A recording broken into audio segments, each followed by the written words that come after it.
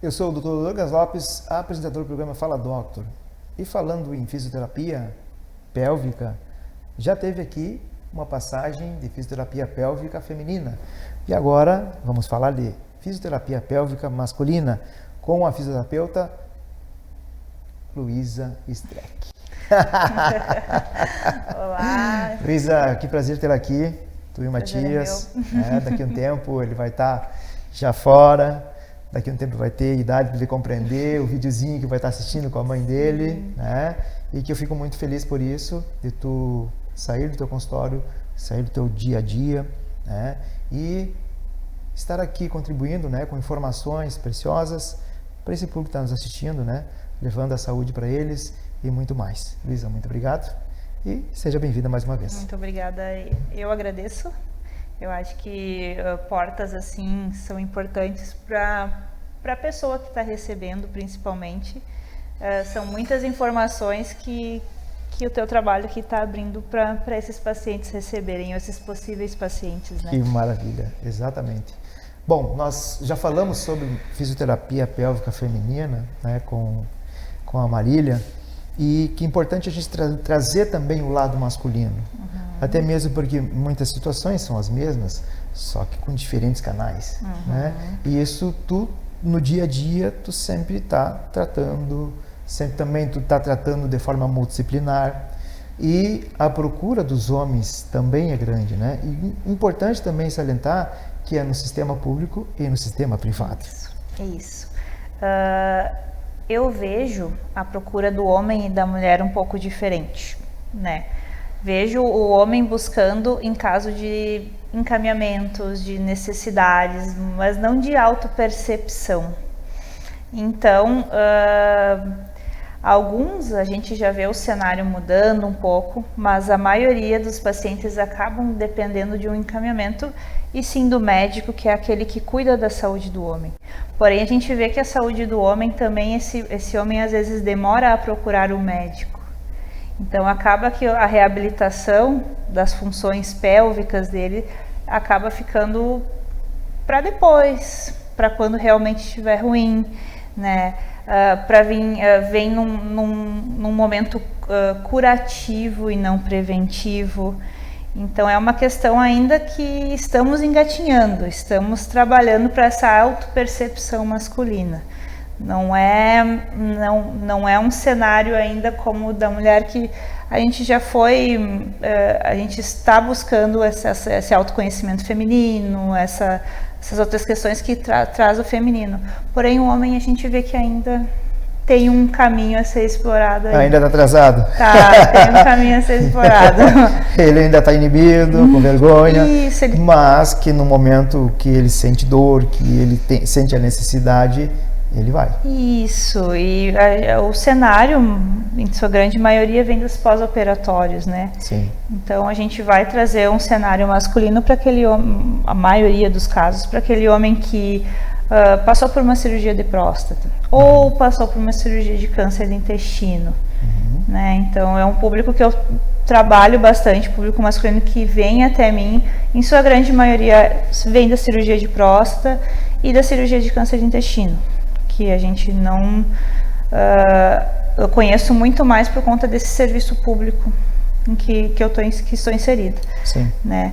Algumas exceções de dor pélvica masculina vêm acontecendo também em pacientes bem jovens, abaixo de 30 anos, e confesso que é uma surpresa para mim, porque às vezes a gente vê lá na teoria que existe, né? E quando aparece, eu disse, eles estão aí, eles estão precisando de ajuda. E eu acho que nesse público, penso que nesse público é que cabe aquele primeira fala que eu falei ali do se sentir, do procurar, do ver que não tem alguma coisa normal, né? Então, a gente até nem trouxe aqui a questão da sexualidade, que acontece para muitos homens, independente de cirurgia. Claro, sem dúvida. Né? E sim, às vezes é um motivo de vergonha e de tristeza que esse homem às vezes não quer compartilhar com seus amigos e tarda às vezes a procurar o profissional. Com certeza, né? sem dúvida. Então, cabe a esse olhar também para esse homem admitir suas fraquezas, às vezes que eu digo, suas necessidades, que ele não precisa ser forte o tempo todo, né? Até mesmo porque é uma forma natural. O que acontece com o corpo é uma forma natural. Infelizmente, a cultura, a crença que acabou, né, limitando essas situações em que não é para acontecer. Porque isso desenvolve doenças, né? E que pode acontecer situações até piores. Mas no momento que começar a amadurecer essa ideia da situação que é natural e que isso, né, tem que estar mais aberto, com a mente aberta, sem dúvida. E até mesmo o tratamento teu, o tratamento com o teu paciente. Acredito que tu tem uma conversa até longa, porque ele precisa confiar em ti, né? E que tu sabe que ele está precisando não só pela situação de um pós-operatório, ou, né, que está com dificuldade de urinar, ou que está com dificuldade de ir aos pés, né? Uma situação, né, que isso acontece muito, e até na infância mesmo, tem aquelas, e nós já comentamos sobre isso, que tu vai falar também, né? Então, são várias situações que hoje tu está quebrando. Tu e todas aquelas que estão, né, se aprofundando cada vez mais na fisioterapia pélvica, que ela não é abrangente, ela ainda não é tão, né, não chegou a todos, não chegou, ainda. Exatamente. Mas assim como a nossa comunicação que estamos passando hoje, e que a cada um que assistir e for passando, compartilhando com os outros, essa informação vai chegar e as pessoas vão começar a descobrir. E a gente, pensando na fase, no caso, né, de trazer para o momento de hoje, que a gente fala do público masculino, né, me ocorre aqui também falar sobre todo o desenvolvimento desse homem, né, então, de percepção, de construção, de como funciona a parte urinária, de como funciona a parte evacuatória, de como... Eles não sabem. Então acaba sendo, eu digo, o primeiro contato desse homem dentro do consultório é para aprender. Sim. Para aprender como o corpo dele funciona.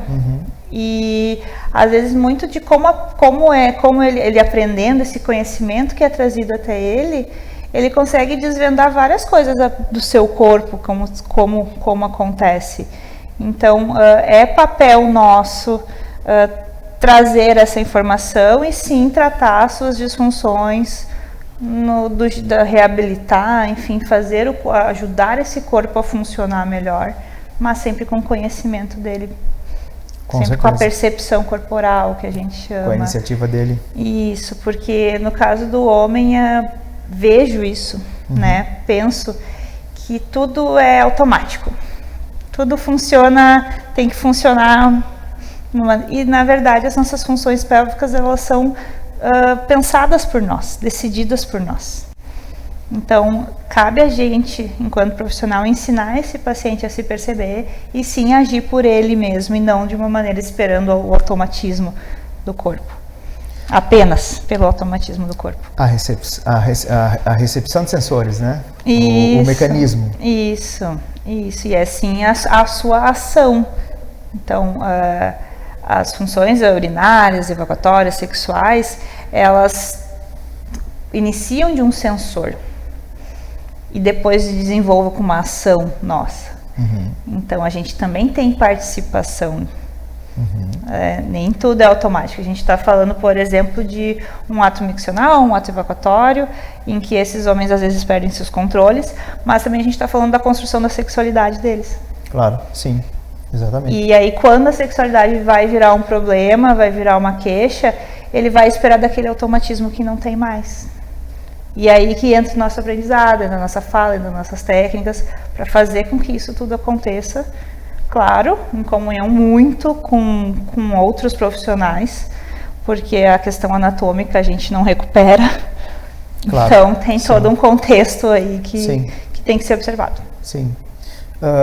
Na proctologia, por exemplo, os pacientes que vêm de uma cirurgia de próstata ou até mesmo cirurgias, mesmo raspagem na próstata, né, abrir o canal, da hiperplasia. E até mesmo na terceira idade acontece muito isso. Que é normal, vai acontecer, né?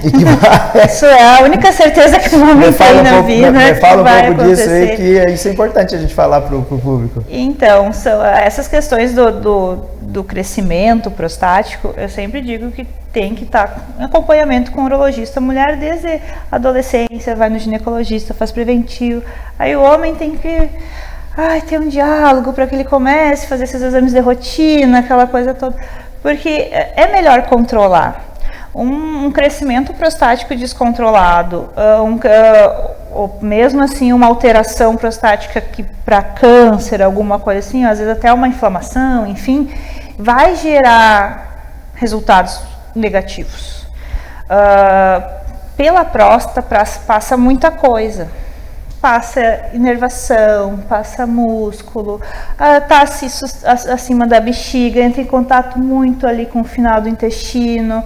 Então, uma desordem naquela região gera muitas cicatrizes.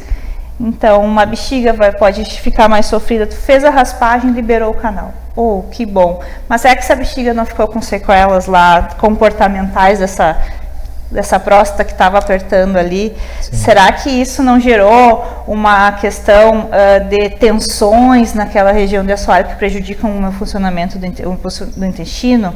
Sim. Será que não comprimiu aquela inervação que faz aquela ereção ficar satisfatória? Então, será que esse descuido do paciente não gerou repercussões que, sim, vamos ter que tratar de outra forma? Né? Às vezes fez a raspagem, beleza, mas e o resto, as cicatrizes ali do tempo que esse homem não se cuidou, né? Tá vendo? Olha, daqui a pouquinho vai ter mais. Breve. Logo voltaremos para o segundo tempo.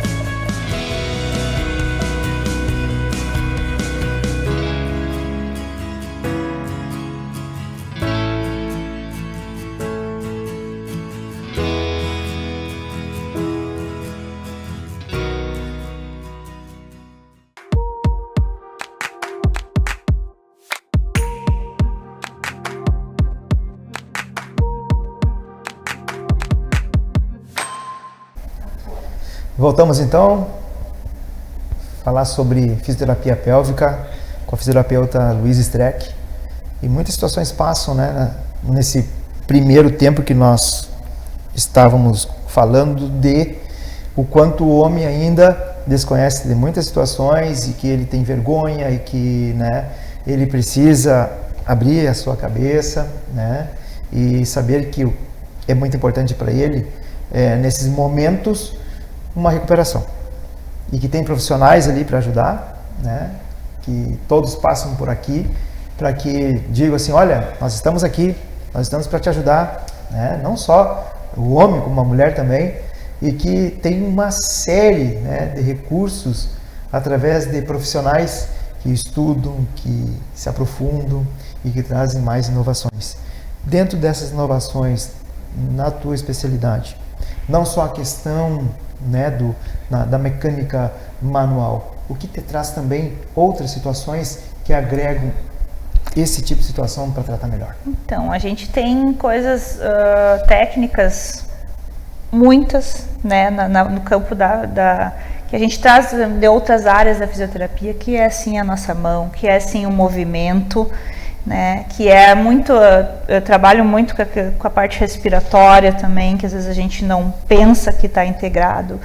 Os recursos elétricos entram assim, os recursos ali de fotobiomodulação, os lasers de baixa potência, ultrassom terapêutico, todas essas coisas que vem das nossas outras áreas da fisioterapia a gente traz. E tem uma técnica que eu gosto muito, que eu trago muito para o consultório, que é a eletromiografia do assoalho pélvico. Também traz como biofeedback do assoalho pélvico. Eu acho que isso traz números. A gente vê no público masculino a necessidade da compreensão muito maior, né, desse paciente. Ele precisa estar entendendo e quantificar essa função muscular que está acontecendo ali, acaba sendo positivo para eles. Então é nesse sentido que eu penso que essa técnica é meu carro-chefe. Eu sou muito quantitativa também. Olho sim pro paciente, quero saber como é que ele está. Esse atendimento humano é muito a minha cara, porém eu preciso de números para dizer assim, ó, vamos correr atrás disso aqui. Com certeza. Então, essa é uma técnica que eu considero ser meu carro-chefe, assim, mas nunca desconsiderando jamais todo o outro campo que a fisioterapia traz pra gente como que vocês como têm um aprendizado básico, né? Que isso jamais não poder tem. deixar. É o movimento. É o movimento. A gente tem que colocar o movimento para esse paciente de novo. Exato. E que tem uma grande valia, né, nos tratamentos. Sim. É o que faz a diferença. Os demais vieram para agregar, para melhorar, para trazer até mais qualidade para as mãos de vocês, né? Porque está sempre na mesma função, E para o paciente também, né? Porque no caso dessa técnica, ele olha, a gente está falando de movimentos internos do nosso corpo. Então, quando ele olha e vê um gráfico e vê um movimento, para muitos ajuda. Vai ter aquele paciente que não dá certo, que aí vai criar muito problema, que tem que ser só na percepção. Sim. Mas para muitos ajuda e eu gosto muito. Sabe, vamos falar de dor, né? Esse paciente, ele sente dor. Mas aí eu pergunto assim, o paciente que ele faz uma fratura óssea, muitas vezes ele não colabora, porque ele fica sentindo dor. Então acaba por meio atrasando ou até mesmo no meio do caminho a desistência. Nessa situação da mesma forma, mas acredito que mais colaborativa. Muito mais colaborativa, no sentido que a dor, a gente respeita o limite da dor. Eu digo, a dor, ela é um sinal. Ela é um sinal de que alguma coisa errada está acontecendo ali. E a dor paralisa. E aí eu venho novamente com essa palavra do movimento. No momento que eu dou a dose adequada de movimento, seja da maneira que for para esse paciente, a dor ela vai caminhando junto, né? Então ela vai passando junto. E aí essa confiança e esse corpo vai confiando também na minha técnica e na dedicação da pessoa ali em si. Sim. Então, por que esse paciente não foge? Porque a gente respeita o limite. E porque a gente sabe que não é uma sessão que vai curar essa dor. E isso é claramente falado. Essa dor não vai passar em um dia. A gente vai ter que se dedicar conjuntamente em fazer essa dor passar. E o diálogo sincero entre paciente e físio é importantíssimo. Se eu não tenho uma confiança, se esse paciente não tem uma confiança em mim em dizer a verdade, dificilmente a gente vai conseguir progredir. Então, eu acho que essa fluência de diálogo, de energia e de limites é importante para que sim a progressão aconteça e que esse paciente não fuja. Esses tratamentos, eles têm um tempo longo, cada caso é um caso, em tempo. Mas tem tratamentos que passam de um ano? Passam. Infelizmente, gostaria de dizer não. Nossa, temos temos a solução mágica. Não, fisioterapia não tem. Claro que, mas tem. Enquanto tu está tratando desse paciente, ao mesmo tempo, ele também está sendo tratado por outros profissionais. Claro. Acredito, né? Então, tudo é um controle. Cada um controla o seu lado ali, mas tem pessoas que ficam mais de ano contigo. Ficam. É claro que os primeiros sintomas mais pesados, eles vão embora, tipo 3 meses, assim, até alívio. Isso, os sintomas piores. A gente, às vezes, até de uma sessão para outra, nossa, já melhorou assim? Que bom, né? Pós-tratamentos cirúrgicos de próstata, Isso, por exemplo, esses. Mas aquele resquício que fica, ele é incomodativo ainda.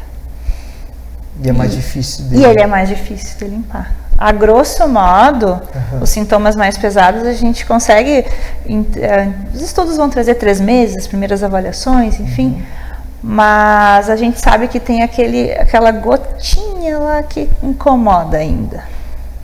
E aí é por isso que a gente prolonga, porque é complexo o nosso sistema de controle das nossas eliminações.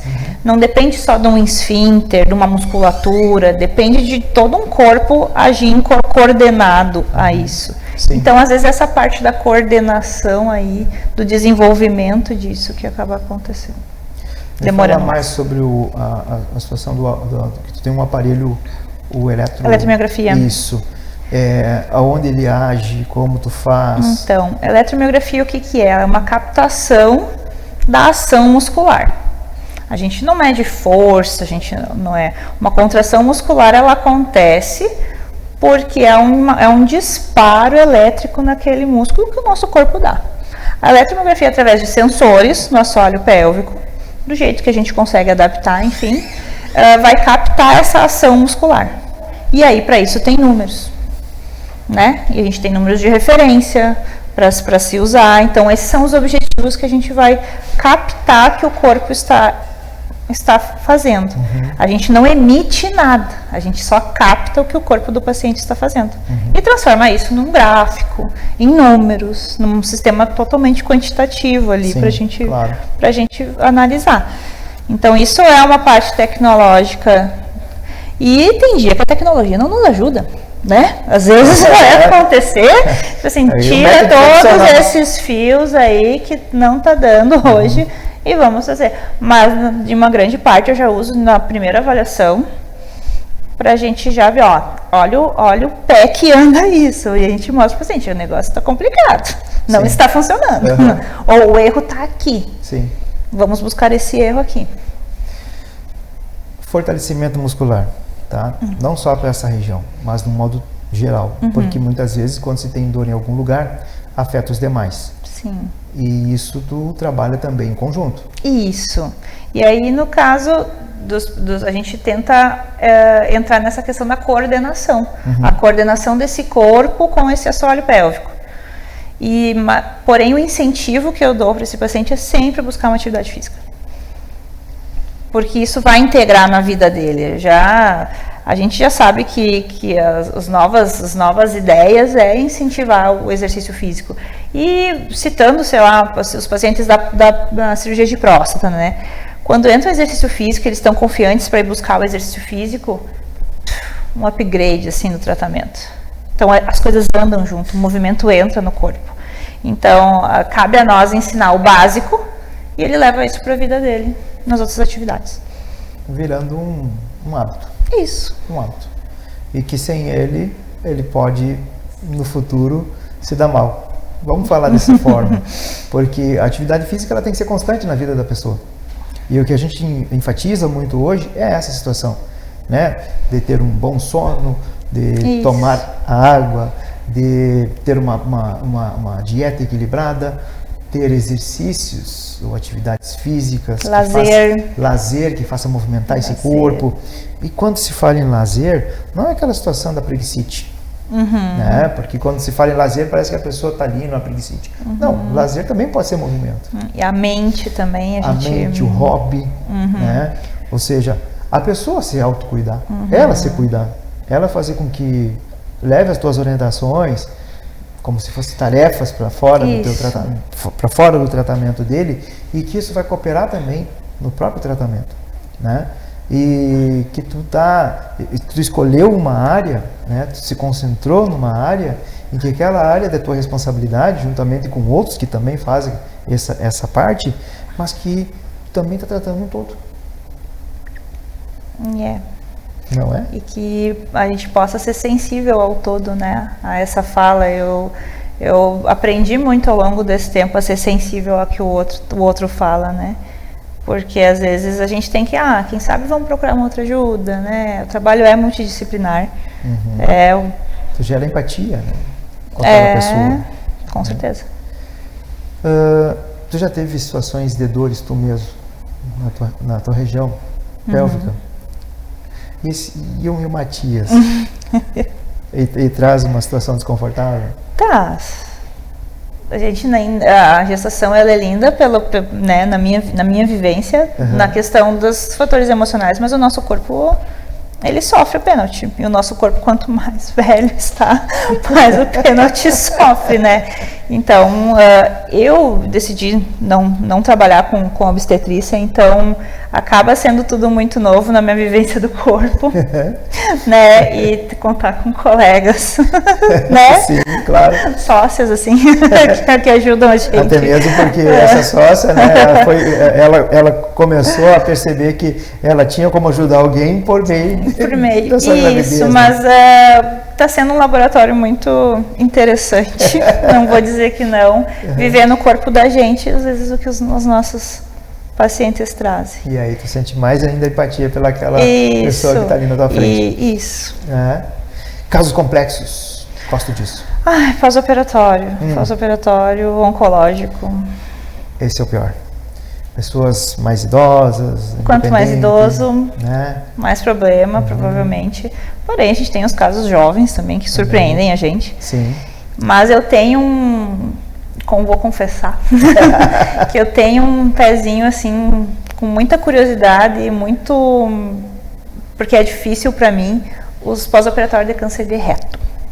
Esses me pegam, mas positivamente, mas são os que mais me desafiam, assim, a fazer funcionar. Boa. A gente fica querendo fazer funcionar. É um desafio. É um desafio.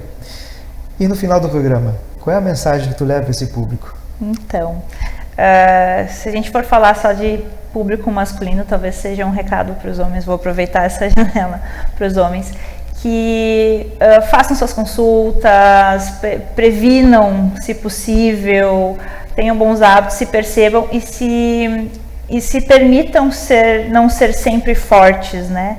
Que vocês possam ser cuidados também e por profissionais, enfim, que vocês deleguem isso para profissionais também. Maravilha.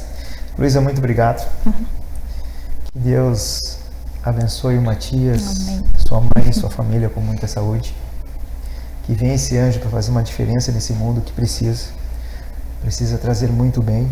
E com certeza acredito muito nessas vidinhas que estão vindo aí, que é para transformar o mundo para melhor.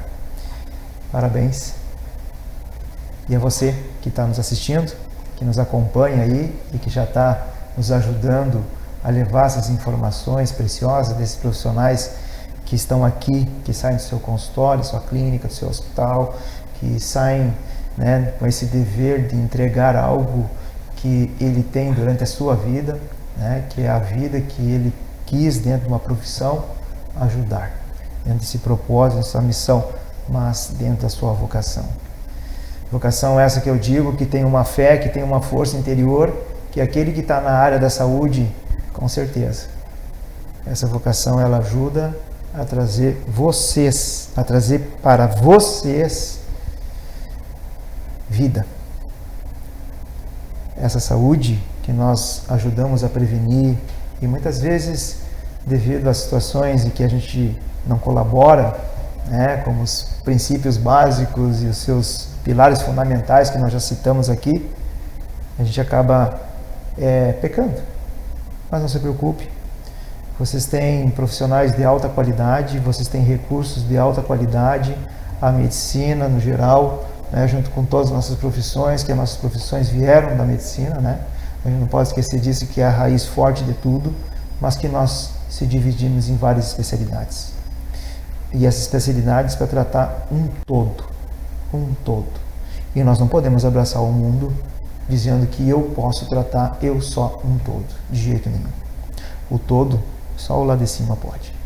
Então a vocês, meu muito obrigado e uma noite abençoada.